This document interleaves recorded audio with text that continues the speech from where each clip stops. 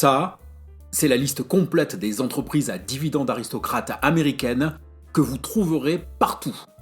Donc, si vous êtes seulement là pour ça, voilà, vous l'avez. Mais avant que vous nous quittiez, laissez-moi vous dire deux choses. D'abord, si vous commencez à investir en vous basant sur cette liste, votre portefeuille sera complètement déséquilibré. Ensuite, vous allez passer à côté de tas d'entreprises à fort potentiel. Maintenant, vous faites ce que vous voulez. Personnellement, j'ai passé pas mal de temps à la décortiquer cette liste. Et je me suis permis de la modifier en sélectionnant 22 valeurs amenant une allocation plus complète. Ce qui m'a amené à créer une petite méthode pour monter un portefeuille en aristocrate américain. Et si au final, vous décidez de rester, en plus de tout ça, je vous donnerai une allocation d'actifs plus globale tenant compte, de deux autres listes complémentaires. Alors du coup, on y va ? Allez, on y va !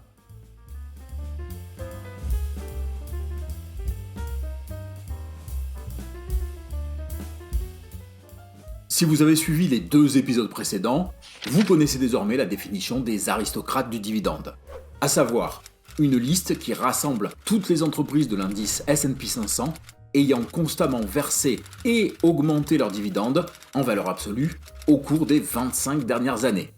Mais si elle est si bien établie, pourquoi la modifier ? Bonjour à tous et bienvenue dans ce nouvel épisode de 1, 2, 3 Richesses, la chaîne qui vous apprend à investir même si vous avez peu de moyens et même si vous n'y connaissez rien. Je suis Lavoie et avec mon ami Le Cube, c'est moi. Nous allons d'abord jeter un pavé dans la mare. En réalité, aux États-Unis, il existe plusieurs listes de dividendes aristocrates dont les critères de capitalisation boursière ou de versement de dividendes varient. Et oui, et c'est la raison pour laquelle, si vous cherchez ici et là sur les internets, vous ne tombez pas à chaque fois sur les mêmes valeurs. Et si, aux États-Unis, ils se permettent de changer un tant soit peu les critères, j'ai envie de dire, pourquoi pas nous ? Mais en réalité, nos modifications n'ont qu'une seule raison d'être, rééquilibrer le portefeuille. En effet, lorsqu'on regarde la liste, on constate que certains secteurs sont privilégiés au détriment d'autres, la consommation courante par exemple. Dans le même temps, le secteur de la communication est totalement absent. En soi, ce n'est pas grave, mais à moins que vous puissiez directement investir dans l'ensemble des valeurs répertoriées, avoir une liste plus réduite et couvrant l'ensemble des secteurs serait plus pratique, non ? Eh bien, c'est exactement ce que nous avons fait. Nous avons sélectionné 2 entreprises par secteur que vous pourrez explorer en priorité pour vérifier si elles conviennent à votre stratégie ou pas. Et lorsque le cube dit « explorer », il s'agit bien sûr d'en faire une analyse approfondie. Car tout ceci ne représente en rien un conseil d'investissement, mais seulement des pistes à explorer.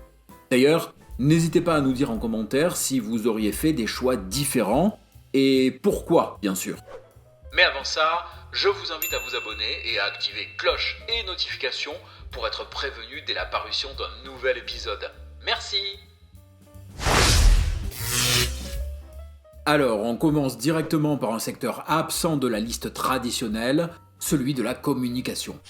Notre première entreprise se nomme Omnicom Group, une agence de publicité versant son dividende depuis 40 ans. Son rendement est de 2,69%, avec une croissance moyenne du dividende de 3% par an sur les 5 dernières années. Sa note globale sur VIS est de 3 sur 5. Ah, et VIS, c'est Value Investing Screener, un outil pro que nous utilisons. Si ça vous intéresse, on a fait une présentation sommaire dans cette vidéo. Par contre, il est payant et vraiment pour les investisseurs avancés. Ensuite, vous pouvez aller voir du côté de Verizon, spécialisé dans les télécommunications et proposant un rendement de 6,18%, dont le dividende est augmenté de 2% par an et versé sans interruption depuis, pour elle aussi, 40 ans. Son score VIS est de 3 sur 5. Verizon est d'ailleurs un concurrent direct d'AT&T, qui ne fait actuellement plus partie de la liste des aristocrates, car son dividende a cessé de croître depuis 2020. Voyons le secteur de la consommation courante maintenant, en commençant par une société peu connue en Europe, Church & Dwight, spécialisée dans les produits ménagers et personnels. Son rendement est de 1,1%, la croissance de son dividende est de 5% par an, et celui-ci est versé depuis 39 ans. Sa note VIS est de 4 sur 5. Plus classique, Walmart. la plus connue chaîne de magasins. Ici, le rendement est de 1,03% avec une augmentation du dividende de 2% par an qu'elle verse depuis 50 ans les amis. Qui plus est, il n'a pas diminué depuis 42 ans. Si ça c'est pas de la longévité. Tournons-nous vers le secteur corollaire à la consommation courante, celui de la consommation discrétionnaire avec Genuine, une société de pièces automobiles. Son rendement est de 2,9%, avec un dividende augmenté de 6% par an en moyenne et versé depuis 41 ans. Son score est de 4 sur 5. De mon côté, j'ai Lowe's, spécialisé dans les produits de rénovation. Son rendement est de 1,75%, son dividende augmente de 19% par an en moyenne et est versé sans interruption depuis 39 ans. Sa note est de 4 sur 5. Puis vient le secteur de l'énergie, où nous avons fait un ajout pour avoir nos deux valeurs avec Exxon, société pétrolière au rendement de 3,24%, dont la croissance du dividende est de 3% par an et versée depuis 23 ans. Son score VIS est de 4 sur 5. Parallèlement, on trouve Chevron, au rendement de 4,48%, avec un dividende à la croissance de 6% par an et versé depuis 40 ans. Sa note est de 4 sur 5. Passons au secteur financier, en commençant par Cincinnati Financial, compagnie d'assurance et de réassurance dont le rendement est de 2,38%, avec une croissance du dividende de 7% par an en moyenne sur les 5 dernières années. Dividende versé depuis 40 ans. VIS lui donne un score de 4 sur 5. Autre compagnie d'assurance, Chubb, au rendement de 1,25%, dont le dividende connaît une croissance de 3% par an et qu'elle verse depuis 31 ans. Elle est également notée 4 sur 5 par VIS. Comme disaient les Romains, on n'a gardé que le haut de l'amphore dans cette sélection. Du côté de l'immobilier, nous trouvons Essex Property Trust, fiducie de placement immobilier au rendement de 3,2%, dont le dividende connaît une croissance de 4% par an et versé depuis 30 ans.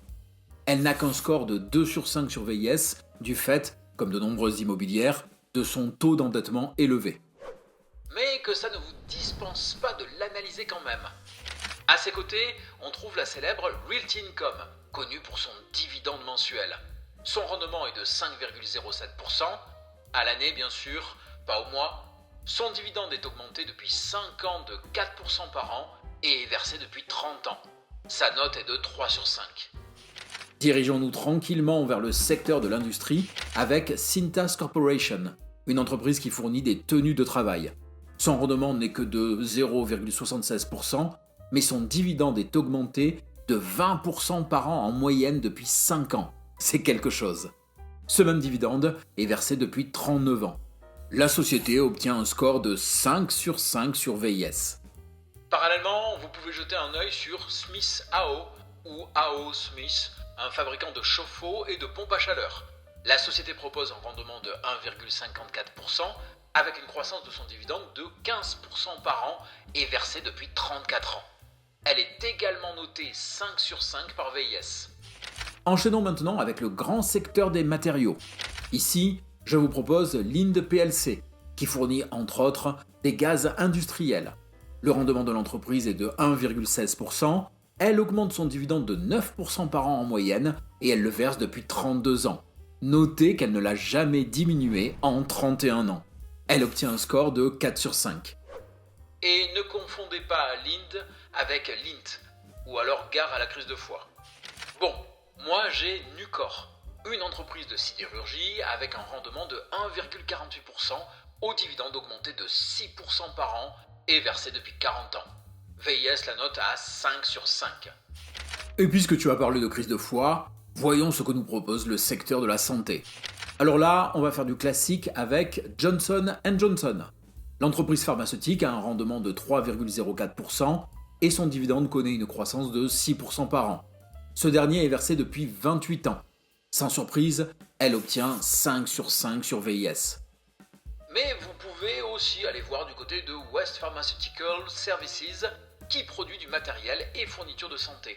Le rendement est ici de 0,26%, mais le dividende est augmenté de 6% par an, en plus d'être versé depuis 39 ans. Sa note est de 3 sur 5.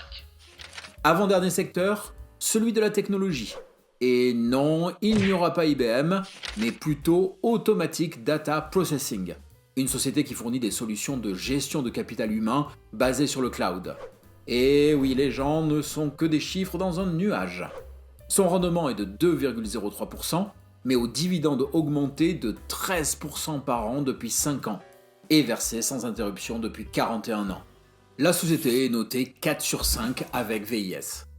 Et dans le développement de logiciels, moi j'ai Roper Technologies.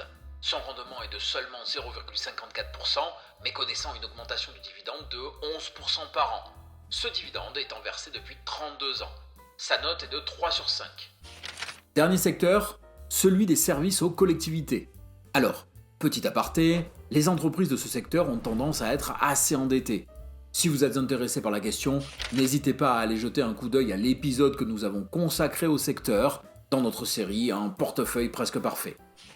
Donc, en tenant compte de ça, voyons d'abord Atmos Energy, distributeur de gaz proposant un rendement de 2,34% et un dividende qui croît au rythme de 9% par an en moyenne. Ce dernier est distribué depuis 34 ans. Son score VIS est de 4 sur 5. Enfin, pour notre dernière valeur, tournons-nous vers Next Era Energy, un producteur et distributeur d'électricité au rendement de 2,49%, dont le dividende augmente au rythme de 11% par an et distribué depuis 34 ans. Sa note est également de 4 sur 5. Ouf, fini. Du coup, avant de passer à la construction du portefeuille, faites-vous un petit café tout en mettant un joli pouce en l'air à la vidéo. Vous allez voir, ça va vous détendre. Pour devancer les esprits chagrins, et même si cela ne vous dispense pas d'analyse plus approfondie, les aristocrates de nos 3 vidéos n'ont pas été choisis au hasard. Au minimum, indicateurs de résultats et marge devaient être positifs et l'endettement correct. Mais n'oubliez pas que bien qu'ayant des caractéristiques les rendant potentiellement plus stables que d'autres entreprises, vous ne pouvez pas prévoir l'évolution future de ces valeurs. En d'autres termes, ce n'est pas parce qu'une entreprise est catégorisée en aristocrate du dividende qu'elle est exempte de risques. Et c'est l'une des caractéristiques des investisseurs compétents, avoir conscience des risques et en tenir compte dans leurs décisions. À partir de là, il existe pour nous 3 cas de figure où vous pouvez envisager de monter un portefeuille en aristocrate du dividende. Si vous êtes débutant, en guise de transition avant la phase de consommation de votre portefeuille, pour stabiliser un portefeuille globalement ou partiellement volatile. Bien sûr, cela ne veut pas dire que ce sont les seuls cas possibles. Nous pensons juste que si vous êtes dans l'un de ces cas, peut-être pouvez-vous envisager d'acquérir ce genre de valeur. Après, vous faites ce que vous voulez. Donc, si vous êtes débutant et éventuellement après avoir monté un portefeuille à base d'ETF, vous pouvez vous initier au stock picking et à l'analyse boursière via des entreprises aristocrates. Un peu moins risquées et recélant moins de pièges, elles vous permettront de vous faire la main sur les principes de base de l'investissement en actions. Si vous approchez de votre phase de consommation, le moment où vous allez retirer les gains de vos investissements, et surtout si votre stratégie est plutôt à risque, vous pouvez remplacer tout ou partie de vos investissements par des entreprises aristocrates, potentiellement plus stables. Le mieux est de commencer à basculer 5 à 6 ans avant votre phase de consommation. Enfin, pour les portefeuilles volatiles, c'est-à-dire connaissant de fortes variations de leur valeur globale, vous pouvez utiliser les aristocrates comme élément stabilisateur. Et là, 2 méthodes sont envisageables. Soit de façon globale, vous entrez des valeurs aristocrates sans tenir compte des secteurs, et ce jusqu'à obtenir la stabilisation voulue. Soit en équilibrant sectoriellement, pour chaque secteur volatile, vous compensez par une ou des valeurs aristocrates du même secteur. Bon, voyons maintenant comment créer une allocation d'actifs à partir de cette liste. Eh bien, en fait, je ne vais pas vous donner une allocation d'actifs, mais plutôt 4 différentes que vous pourrez améliorer à loisir. Par contre, si elles intègrent le contenu des 2 autres vidéos de cette série, elles mettent de côté les marchés asiatiques et les pays émergents. À vous de voir éventuellement comment les intégrer. Première allocation, 100% en aristocrate du dividende américaine. Ici, vous faites l'hypothèse que l'Europe est hors circuit. Vous ne l'intégrez donc pas dans votre répartition géographique. Par contre, Afin d'être diversifié sectoriellement, vous pouvez partir, comme pour notre liste, sur 2 valeurs par secteur. Deuxième allocation, vous êtes plus optimiste vis-à-vis de l'Europe et vous partez donc sur 50% USA et 50% Europe. Et pour avoir une diversification sectorielle, chaque secteur aura dans sa zone géographique un poids de 4,5%. Troisième allocation, vous pensez que les États-Unis sont la carte à jouer, mais qu'il ne faut pas négliger les grandes entreprises européennes. Ici, on est donc à 80% pour les États-Unis et 20% pour l'Europe. Enfin, dernière allocation intégrant la France à part entière, 60% pour les États-Unis, 20% pour les entreprises européennes hors France et 20% pour les aristocrates françaises. C'est ce que j'appelle l'allocation chauvine. Enfin, si vous êtes français. En tout cas, avec cette série de 3 vidéos, vous avez tout ce qu'il faut pour faire vos choix. Mais si vous êtes surtout intéressé par les rendements, alors vous pouvez continuer votre exploration de portefeuille avec cette vidéo. Vous m'en direz des nouvelles. Merci d'avoir suivi ce contenu jusqu'à sa fin. Comme d'habitude, n'hésitez pas à nous faire part de vos remarques et questions dans les commentaires. Ensuite, vous pouvez également liker et partager cette vidéo. Merci à tous ceux qui le font déjà. Et si vous avez aimé ou apprécié le contenu et que vous voulez nous soutenir et soutenir la chaîne, eh bien abonnez-vous et continuez à regarder nos vidéos. Oui, pas mal de choses sur lesquelles cliquer, mais maintenant on peut se dire à bientôt dans une nouvelle vidéo. On dit ça ? Allez, on dit ça.